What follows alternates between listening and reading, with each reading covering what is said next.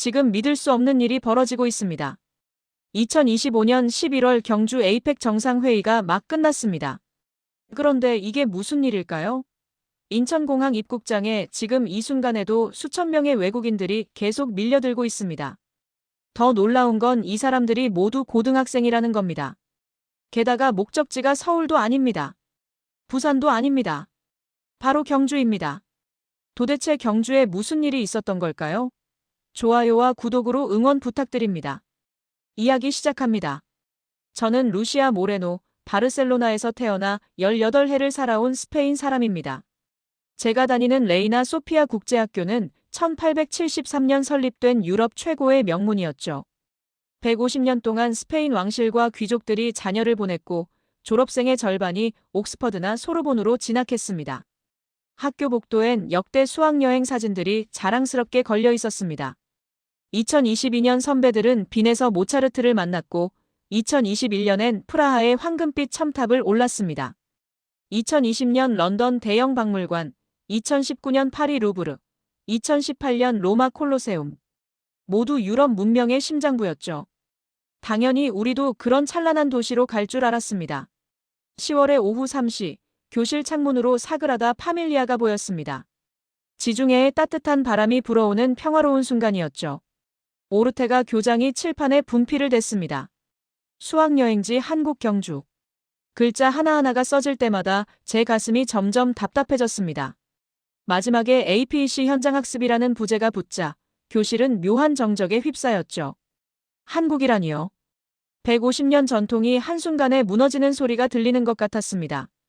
제가 손을 들어 물었지만 교장의 대답은 단호했습니다. 이미 결정된 사항이며 시대가 변했다는 것이었죠. 21세기는 아시아의 시대라면서요. 교실이 술렁이기 시작했습니다. 디에고의 비웃음 소리가 들렸고 카를로스는 작년 선배들의 베르사유 궁전 이야기를 꺼냈죠. 온라인으로 연결된 학부모들의 반발도 거셌습니다. 14시간 비행의 비효율성, 문화적 격차, 언어 장벽까지 온갖 반대 이유가 쏟아졌습니다. 모랄레스 씨는 목소리를 높였습니다. 150년 동안 유럽의 정수를 가르쳐온 학교가 왜 갑자기 방향을 틀어야 하냐고요. 다른 학부모들도 동조했습니다. 런던에서 셰익스피어를 만난 아이들, 파리에서 인상파를 이해한 학생들의 사례를 들며 한국 여행의 무의미함을 강조했죠. 하지만 나바로 담임은 흔들리지 않았습니다. 오히려 더 단단한 목소리로 말했죠. 바로 그런 유럽 중심적 사고를 깨는 것이 이번 여행의 목적이라고. 선배들은 과거를 봤지만 우리는 미래를 보게 될 거라고 했습니다. 수업이 끝난 후 학생 라운지는 불만의 도가니였습니다. 마리아는 작년 선배들의 인스타그램을 보여주며 한숨을 쉬었죠. 루브르의 모나리자, 개선문 앞 샴페인, 시스티나 성당의 천장화. 그들의 사진은 예술과 문명으로 가득했습니다. 우리에겐 뭐가 기다리고 있을까요? 김치 공장 견학? 단체 카톡방은 더 심했습니다. 150년 전통의 붕괴, 실험용 쥐가 된 우리 세대, 레이나 소피아의 명성에 먹칠. 온갖 비난이 쏟아졌죠. 집에 돌아온 저는 학교 앨범을 뒤적였습니다. 선배들의 유럽 여행은 한편의 예술사 교과서 같았습니다. 베르사유의 황금빛, 프라하의 붉은 지붕들, 아테네의 대리석 기둥들. 그리고 올해 우리에겐 한국이라니요. 부모님의 반응도 차가웠습니다. 어머니는 김치 냄새를 걱정하셨고 아버지는 북한 미사일 뉴스를 보여주며 고개를 저으셨죠. 150년 전통이 하루아침에 무너진다는 한탄이 이어졌습니다.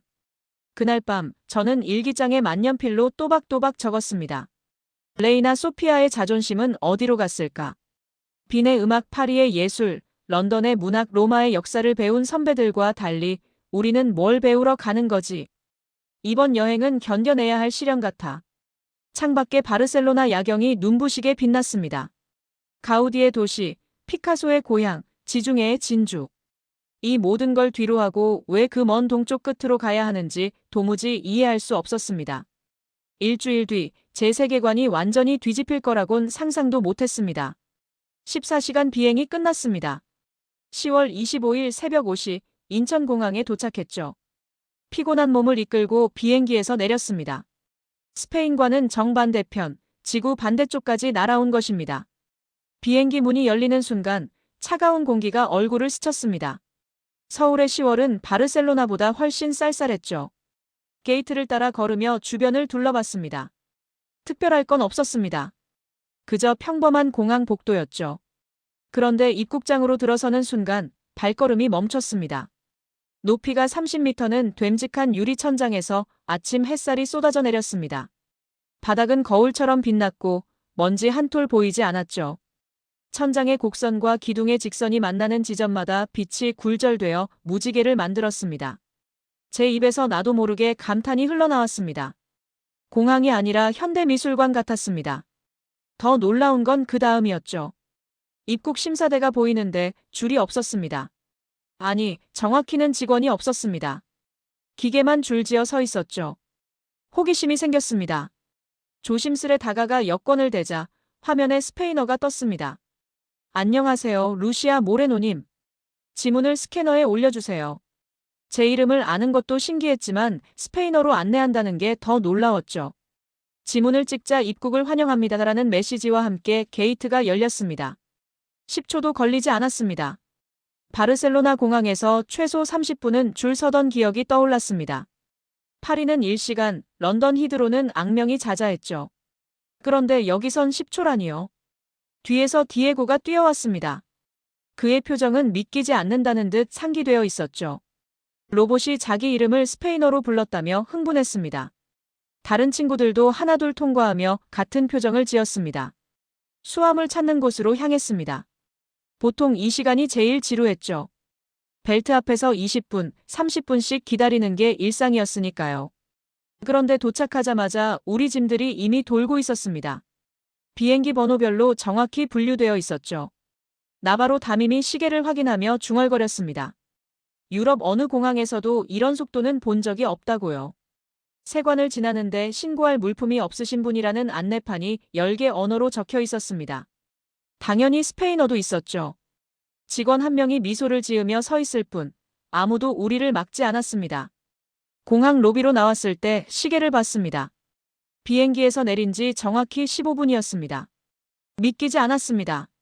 지난 여름 로마에선 입국에만 1시간 반이 걸렸는데요. 로비의 풍경도 예상과 달랐습니다. 한국어를 모르는 우리를 위해 모든 안내판에 픽토그램과 숫자가 크게 표시되어 있었죠. 화장실, 환전소, 교통편까지 한눈에 들어왔습니다. 무엇보다 놀라운 건 청결함이었습니다. 새벽 시간인데도 바닥은 반짝이고 화장실은 호텔 수준이었죠. 유럽의 유서 깊은 공항들이 오래된 향수를 간직한다면 이곳은 미래에서 온 것 같았습니다. 환전소 앞에서 또 한 번 놀랐습니다. 줄이 없었고 직원이 영어로 먼저 인사했습니다. 환율을 속이지 않고 정확히 계산해 주었죠. 수수료도 투명하게 보여주었습니다. 공항철도 타는 곳으로 가는 길 움직이는 보도 위에 서서 주변을 둘러봤습니다. 직원들은 바쁘게 움직이면서도 여유가 있었고 안내 로봇들이 조용히 돌아다니며 길 잃은 여행객을 도왔죠. 제 머릿속 한국의 이미지가 흔들리기 시작했습니다. 낡고 혼잡하고 비효율적일 거라 생각했는데 눈앞의 현실은 정반대였습니다. 오히려 제가 아는 유럽의 어떤 공항보다 진보해 있었죠. 공항철도 플랫폼에 도착했을 때 전광판에 2분 후 도착이 떴습니다. 정말 2분일까? 반신반의하며 기다렸죠. 정확히 2분 후 열차가 소리 없이 들어왔습니다. 문이 열리자 제 안에 뭔가가 무너지는 소리가 들렸습니다. 그건 아마 제가 15년간 품어온 편견의 벽이었을 겁니다. 일기장에 짧게 적었습니다. 입국 도장은 찍히지 않았지만 내 마음엔 뭔가가 찍혔다. 서울로 향하는 열차 안에서 창밖 풍경을 보며 생각했습니다. 만약 공항이 그 나라의 첫인상이라면 한국은 방금 만점을 받았습니다. 공항철도가 서울역에 도착했습니다. 플랫폼에 내리자 또 한 번 놀랐죠.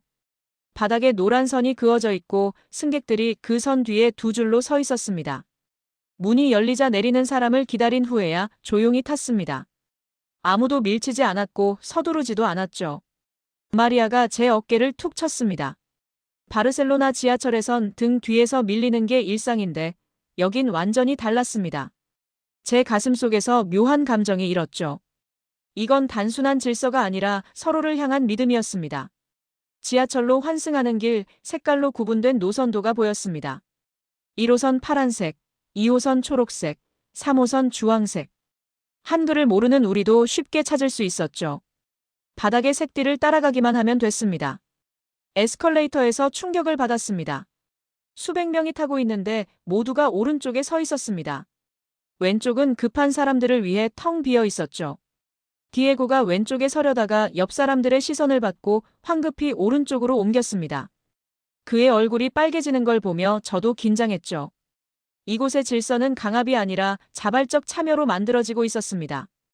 2호선 플랫폼의 전광판에 2분 30초 후 도착이 떴습니다. 디에고가 시계를 켜며 내기를 제안했지만 정확히 2분 30초 후 열차가 들어왔습니다. 제 손바닥에 땀이 배었죠. 어떻게 이런 정확성이 가능한 걸까요? 15년간 살면서 본 적 없는 정밀함이었습니다. 열차 안은 출근 시간이라 붐볐지만 이상할 정도로 조용했습니다. 통화하는 사람도 시끄러운 음악 소리도 없었죠. 모두가 이어폰을 끼거나 조용히 책을 읽고 있었습니다. 카를로스가 눈짓으로 가리켰듯이 남에게 피해를 주지 않으려는 배려가 공기처럼 퍼져 있었습니다. 목구멍이 뜨거워졌습니다. 그때 임산부가 탔습니다. 마법 같은 일이 벌어졌죠. 앉아있던 젊은 남성과 중년 여성이 동시에 일어났습니다. 너무 자연스러워 마치 안무를 맞춘 것 같았습니다. 임산부는 고개 숙여 감사를 표했고 자리를 양보한 사람들은 미소로 답했죠. 말은 없었지만 따뜻함이 전해졌습니다. 제 눈가가 촉촉해졌습니다. 바르셀로나 지하철에서 임산부가 서 있어도 모른 척하던 사람들이 떠올랐기 때문이죠. 마리아도 같은 생각이었는지 제 손을 꽉 잡았습니다. 다음 역에서 노인분이 타셨을 때도 마찬가지였습니다. 대학생과 직장인이 동시에 일어났죠. 나바로 담임이 돌아보며 조용히 말했듯이 이건 가르쳐서 되는 게 아니라 몸에 밴 문화였습니다. 강남역 버스 정류장의 전광판은 각 버스의 도착 시간을 실시간으로 보여주었습니다. 342번 버스가 정확히 3분 후에 도착했을 때 제 안의 편견이 또 하나 무너졌습니다. 한국은 제가 생각한 그런 나라가 아니었습니다. 버스에서 가장 감동적인 장면을 목격했습니다. 휠체어를 탄 장애인이 타려고 하자 기사님이 직접 내려와 경사판을 내리고 도와주었죠. 승객들은 짜증 대신 따뜻한 눈빛으로 기다렸습니다. 바르셀로나에서 휠체어 탄 이웃이 버스를 포기하던 모습과 너무나 대조적이었습니다. 가슴이 먹먹해졌죠. 횡단보도 앞 빨간불에 차 한 대 없었지만 모두가 서 있었습니다. 디에고가 건너려다 멈췄죠. 한 아주머니가 옆에 어린아이를 조용히 가리켰습니다. 아이들이 보고 있으니 어른이 모범을 보여야 한다는 무언의 메시지였습니다. 제 얼굴이 화끈거렸습니다. 우리는 얼마나 자주 아이들 앞에서 신호를 무시했던가요? 초록불로 바뀌자 사람들이 건넜습니다. 젊은이들이 천천히 걷는 노인의 속도에 맞출 때 마리아가 제 손을 꽉 잡았습니다. 우리는 말없이 서로를 바라봤죠. 이게 진짜 문명이라는 걸 동시에 깨달은 순간이었습니다. 계단에서 무거운 짐을 든 관광객을 젊은 청년이 도와주는 걸 봤습니다. 대가를 바라지 않는 순수한 도움이었죠. 카를로스의 놀란 표정이 모든 걸 말해주었습니다. 돈도 받지 않고 그냥 도와주다니 우리에겐 낯선 광경이었으니까요. 호텔로 가는 길 분리수거 쓰레기통을 정확히 구분해서 사용하는 시민들을 봤습니다. 람블라스 거리가 매일 아침 청소해도 더러웠던 것과는 완전히 달랐죠. 마리아의 한숨에는 부러움과 부끄러움이 섞여 있었습니다. 호텔방에 들어가자마자 저는 노트를 펼쳤습니다. 손이 떨렸죠. 질서는 법이 아니라 습관이다. 배려는 규칙이 아니라 문화다. 오늘 나는 진짜 선진국이 무엇인지 배웠다. 적다가 펜을 놓고 창밖을 봤습니다. 서울의 빌딩들이 질서정연하게 서 있었죠. 눈물이 났습니다. 15년간의 편견이 깨지는 아픔인지 새로운 깨달음의 감동인지 구분할 수 없었습니다. 마리아가 제 어깨를 감쌌습니다. 우리는 오랫동안 침묵 속에서 서로의 마음을 읽었죠. 지금까지 우리가 얼마나 좁은 세계에 갇혀 있었는지, 얼마나 많은 편견을 진실인 양 믿고 살았는지 깨닫는 순간이었습니다. 잠들기 전 일기장에 마지막 문장을 추가했습니다. 엄마, 아빠, 미안해요. 한국은 우리가 생각한 그런 나라가 아니에요. 우리보다 훨씬 더 문명화된 나라예요. 경복궁을 구경한 후 점심시간이 되었습니다. 나바로 담임이 우리를 이끌고 간 곳은 궁 근처의 전통 갈비집이었죠.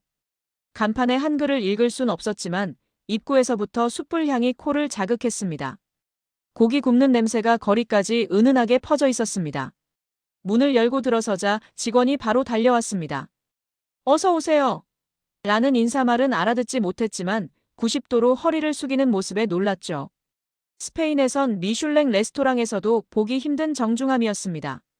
자리에 앉자마자 충격적인 일이 벌어졌습니다. 아직 주문도 하지 않았는데 직원들이 반찬을 나르기 시작했죠. 하나, 둘, 셋. 제가 세어보니 12가지였습니다. 김치 3종류, 시금치나물, 콩나물, 깻잎, 된장, 상추, 파절이, 마늘, 양파절임까지. 작은 접시들이 테이블을 가득 채웠습니다. 디에고가 눈을 크게 뜨고 물었습니다. 이거 다 공짜예요? 나바로 담임이 고개를 끄덕이자 모두의 입이 벌어졌습니다. 스페인에선 올리브 한 접시도 따로 돈을 받는데 여긴 12가지 반찬이 기본이라니요. 더 놀라운 건 그 다음이었습니다. 김치를 반쯤 먹자 직원이 다가와 더 드릴까요 하고 물었습니다. 우리가 부탁한 것도 아닌데 먼저 챙겨주는 겁니다. 마리아가 신기한 듯 고개를 끄덕이자 새 김치가 바로 나왔죠. 리필도 무료였습니다. 고기가 나왔을 때 또 한 번 놀랐습니다. 직원이 직접 구워주기 시작했는데 고기 상태를 계속 확인하며 가장 맛있는 타이밍에 접시에 올려주었습니다. 불판이 조금이라도 타면 불판 갈아드릴게요라며 새 것으로 교체했죠. 우리가 요청하기도 전에 먼저 알아서 해주는 겁니다. 제 가슴이 뭉클해졌습니다. 이건 단순한 서비스가 아니었어요. 정성이었습니다. 카를로스가 상추에 고기를 싸먹으려다 실패하자 옆 테이블에 한국인 손님이 다가왔습니다. 말은 통하지 않았지만 손짓으로 쌈 싸는 법을 알려주었죠. 고기 위에 마늘과 쌈장을 올리고 돌돌 마는 방법까지 자세히 보여주었습니다. 그 순간 깨달았습니다. 한국인들에게 식사는 단순히 배를 채우는 행위가 아니었습니다. 나누고 가르치고 배려하는 문화의 장이었죠. 옆에 셀프바가 눈에 들어왔습니다. 상추, 깻잎, 마늘, 고추, 파채, 쌈장이 넉넉하게 준비되어 있었고 마음껏 드세요라는 그림 표시가 있었습니다. 무한 리필이라니요. 바르셀로나에선 빵 한 조각도 추가 요금을 받는데 말이죠. 식사 중간에 직원이 와서 맛있게 드시고 계세요? 라고 물었습니다. 말은 알아듣지 못했지만 표정과 제스처로 충분히 이해했죠. 우리가 미소 지으며 엄지를 들어 보이자 직원도 환하게 웃었습니다. 그 미소가 진심이라는 걸 느낄 수 있었습니다. 물이 떨어지면 바로 채워주고 휴지가 부족하면 새 것을 가져다 주었습니다. 마치 우리 테이블 전담 직원이 있는 것처럼 세심하게 챙겼죠. 그런데 팁을 바라는 눈치는 전혀 없었습니다. 식사를 마치고 있을 때 충격적인 장면을 목격했습니다. 옆 테이블에 어린아이가 김치를 쏟았는데 직원이 달려와 먼저 아이가 다치지 않았는지 확인했습니다. 그 다음 웃으며 괜찮아요라는 표정을 지으며 재빨리 치웠죠. 부모가 미안해하자 오히려 직원이 더 미안해했습니다. 새 김치를 가져다 주며 아이 머리를 쓰다듬기까지 했죠. 제 눈시울이 붉어졌습니다. 스페인에서 아이가 뭘 쏟으면 직원들의 짜증 섞인 한숨부터 들어야 했거든요. 계산할 때 또 놀랐습니다. 이 모든 반찬과 서비스가 포함된 가격이 우리가 바르셀로나에서 먹는 평범한 점심값과 비슷했습니다. 아니, 오히려 더 저렴했죠. 게다가 계산대 옆엔 껌과 사탕이 있었는데 마음껏 가져가세요라는 표시가 있었습니다. 마리아가 사탕을 하나 집으며 중얼거렸습니다. 이 사람들은 도대체 뭘로 돈을 버는 거냐고요. 밖으로 나오면서 뒤를 돌아봤습니다. 직원들이 문 앞까지 나와 90도로 인사하고 있었죠. 감사합니다. 안녕히 가세요. 라는 말이 우리가 모퉁이를 돌 때까지 들렸습니다. 걸으면서 나바로 담임이 말했습니다. 한국에선 이게 특별한 식당이 아니라 일반적인 수준이라고요. 믿기지 않았습니다. 이런 정성과 배려가 표준이라니요. 호텔로 돌아가는 길, 우리는 계속 그 식당 이야기를 했습니다. 12가지 반찬의 충격, 먼저 알아서 챙겨주는 직원들, 실수를 해도 웃어주는 너그러움, 그리고 그 모든 것이 기본으로 제공된다는 사실까지. 제가 노트에 적었습니다. 한국인들에게 밥상은 단순한 식사가 아니다. 정을 나누는 곳이고 배려를 실천하는 곳이다. 그날 저녁 침대에 누워 천장을 바라봤습니다. 고작 하루 만에 제 세계관이 흔들리고 있었습니다. 우리가 문명국이라 자부하던 유럽이 갑자기 차갑고 계산적으로 느껴졌습니다. 반면 무시하고 낮춰봤던 이 나라는 따뜻하고 넉넉했습니다. 잠들기 전 일기장에 덧붙였습니다. 오늘 나는 진짜 풍요가 무엇인지 배웠다. 그것은 음식의 양이 아니라 마음의 넓이였다. 저녁 식사 후 호텔로 돌아와 창밖을 바라봤습니다. 서울의 야경이 펼쳐져 있었죠. 남산타워가 빛나고 빌딩들의 불빛이 별처럼 반짝였습니다. 바르셀로나와는 다른 종류의 아름다움이었습니다. 더 현대적이고 더 역동적이었죠. 노트를 펼쳐 오늘 하루를 정리하기 시작했습니다. 질서, 배려, 정확함, 정성. 쓰다가 펜을 멈췄습니다. 단어로는 부족했습니다. 오늘 본 것들은 단순한 현상이 아니라 살아있는 문화였으니까요. 마리아가 제 노트를 들여다봤습니다. 그녀도 비슷한 단어들을 적어놨더군요. 자발성, 신뢰, 따뜻함. 우리는 서로를 바라보며 씁쓸하게 웃었습니다. 불과 이틀 전만 해도 이런 단어들을 한국과 연결짓는다는 건 상상도 못했으니까요. 나바로 담임이 우리 방에 들어왔습니다. 준비됐어요? 이제 서울의 진짜 얼굴을 보러 가요. 밤이에요. 의아했습니다. 밤 9시가 넘었는데 어디를 간다는 걸까요? 스페인에선 이 시간에 관광지가 다 닫히는데 말이죠. 한강공원에 도착했을 때 또 한 번 놀랐습니다. 이 늦은 시간에도 공원은 사람들로 가득했습니다. 그런데 시끄럽지 않았죠. 산책로를 따라 조명이 은은하게 빛나고 다리 위의 불빛이 강물에 반사되어 윤스를 만들고 있었습니다. 곳곳에 돗자리를 깔고 앉은 사람들이 보였습니다. 대학생들로 보이는 그룹이 치킨과 맥주를 나눠 먹고 있었죠. 그런데 놀라운 광경을 목격했습니다. 그들 옆에 쓰레기 봉투가 따로 준비되어 있었고 먹으면서 바로바로 정리하고 있었던 겁니다. 아무도 시키지 않았는데 말이죠. 디에고가 감탄했습니다. 바르셀로나 해변에선 새벽까지 파티하고 쓰레기를 그냥 두고 가는 게 일상인데 여긴 완전히 달랐습니다. 더 놀라운 건 소음 수준이었습니다. 수백 명이 모여 있는데도 음악 소리가 적당했고 웃음소리도 절제되어 있었죠. 각자 즐기면서도 다른 사람들의 공간을 침범하지 않고 있었습니다. 카를로스가 속삭였습니다. 이게 어떻게 가능하냐고요. 경찰도 보이지 않는데 이런 질서가 유지된다는 게 신기하다고 했죠. 강변을 따라 걸으며 더 많은 것을 봤습니다. 커플들이 벤치에 앉아 조용히 대화하고 가족들이 함께 자전거를 타고 혼자 조깅하는 사람들이 지나갔습니다. 모두가 각자의 리듬대로 움직이면서도 전체적으로는 하나의 조화를 이루고 있었죠. 자전거 도로가 인상적이었습니다. 보행자 길과 완벽히 분리되어 있었고 자전거를 탄 사람들은 종을 울리지 않고도 부드럽게 지나갔습니다. 서로를 배려하는 게 몸에 배어 있다는 걸 또 한 번 느꼈죠. 편의점 앞에서 충격적인 장면을 봤습니다. 젊은이들이 맥주를 사서 밖에서 마시고 있었는데 담배꽁초나 캔을 아무데나 버리는 사람이 없었습니다. 오히려 주변에 떨어진 쓰레기를 줍는 사람도 있었죠. 누군가 지켜보지 않는데도 말입니다. 마리아가 제 팔을 꽉 잡았습니다. 그녀의 눈에도 눈물이 고여 있었죠. 우리가 얼마나 잘못 알고 있었는지, 얼마나 오만했는지 깨닫는 순간이었습니다. 나바로 담임이 강물을 바라보며 말했습니다. 낯선 질서가 불편함이 아니라 안심이 되죠? 이게 진짜 선진사회예요. 맞았습니다. 처음엔 낯설었지만 이제는 편안했습니다.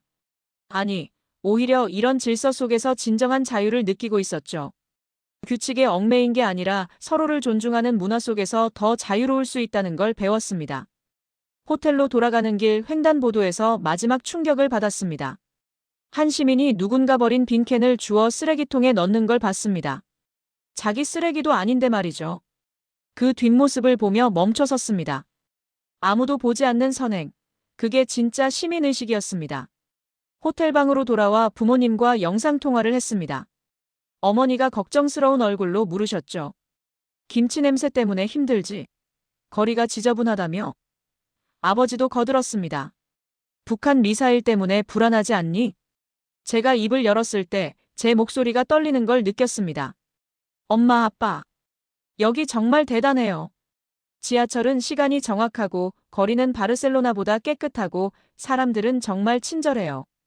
식당에선 반찬을 12개나 공짜로 주고 말하면서도 믿기지 않았습니다.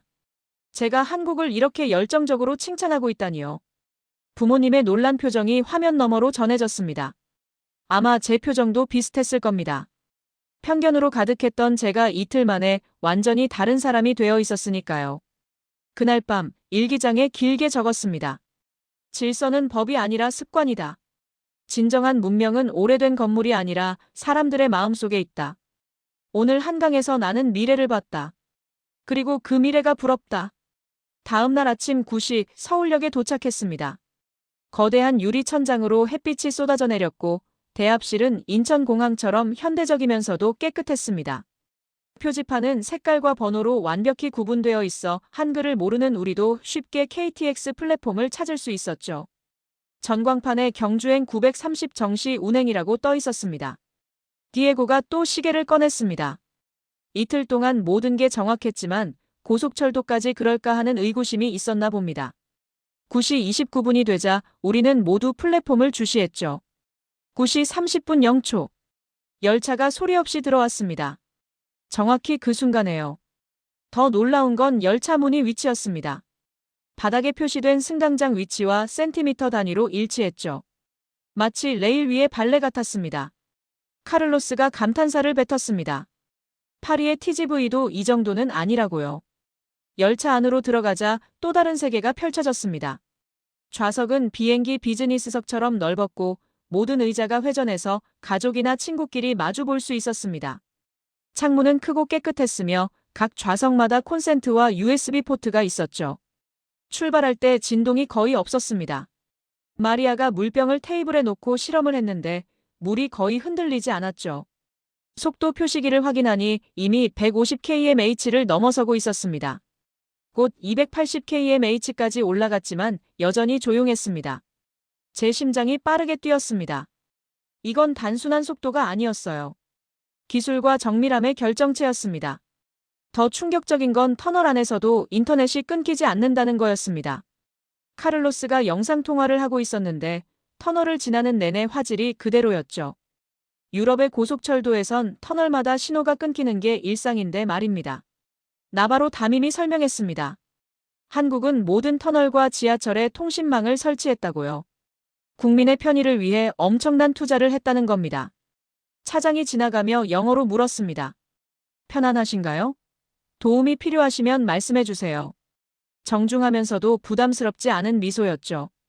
필요할 때만 나타나고 그 외에는 승객의 시간을 존중하는 서비스였습니다. 디에고가 화장실에서 돌아와 또 한 번 놀랐다고 했습니다.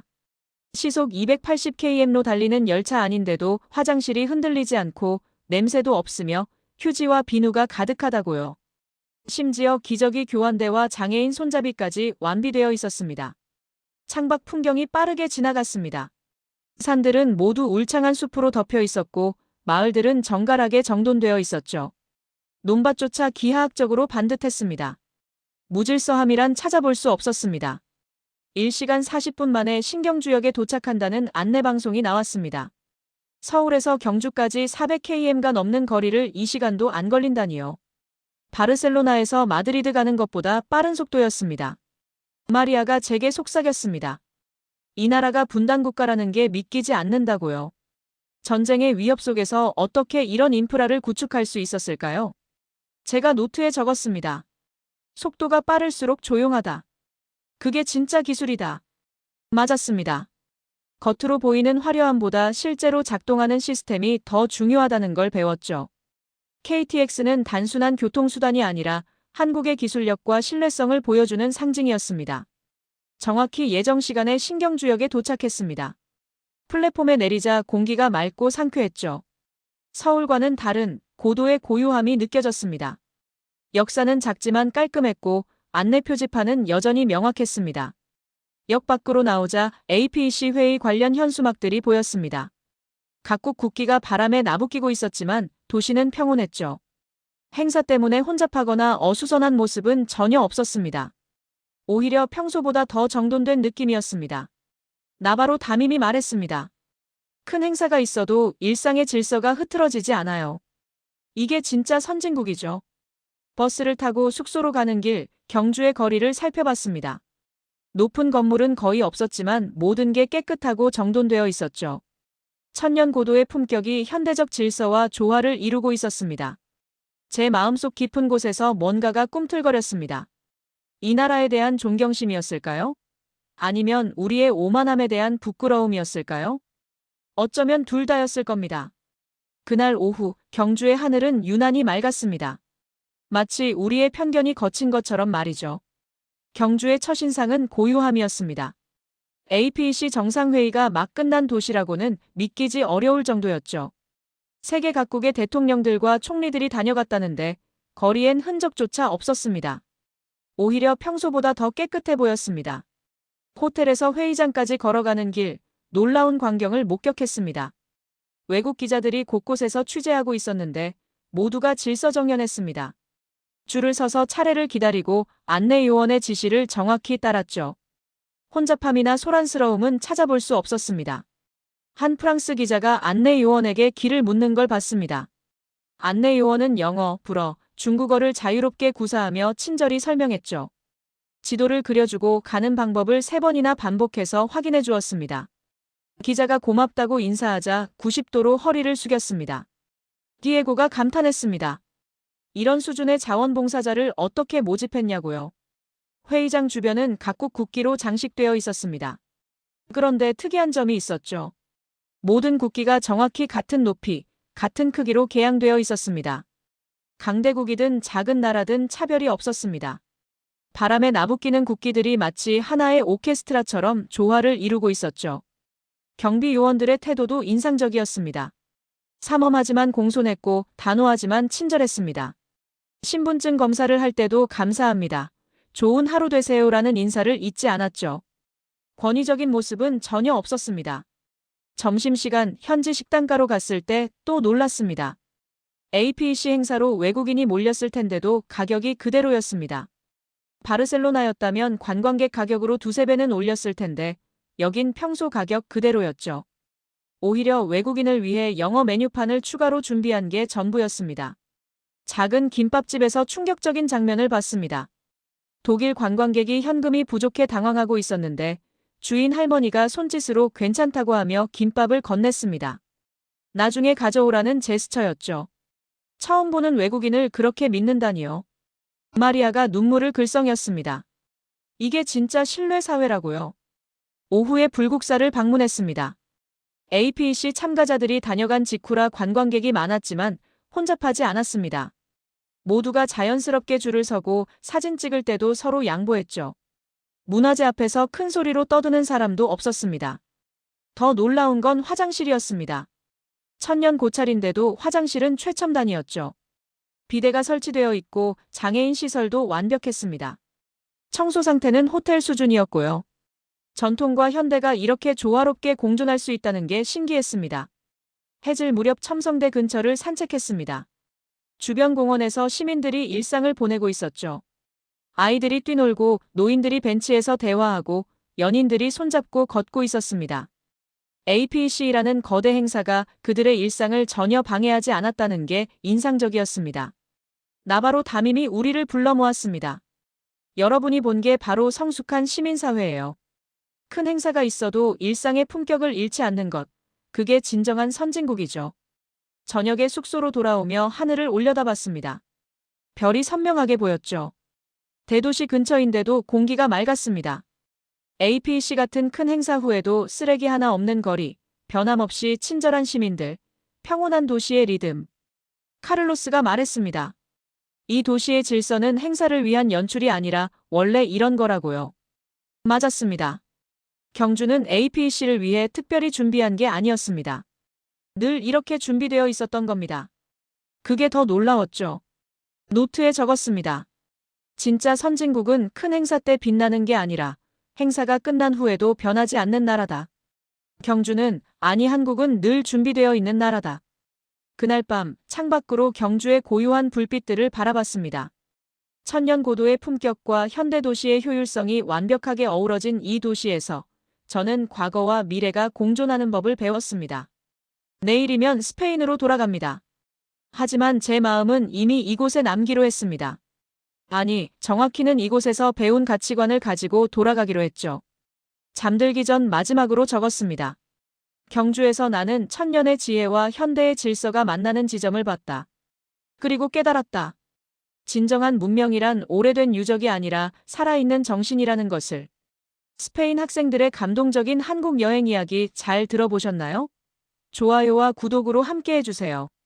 댓글 남겨주시면 답글 달아드리겠습니다.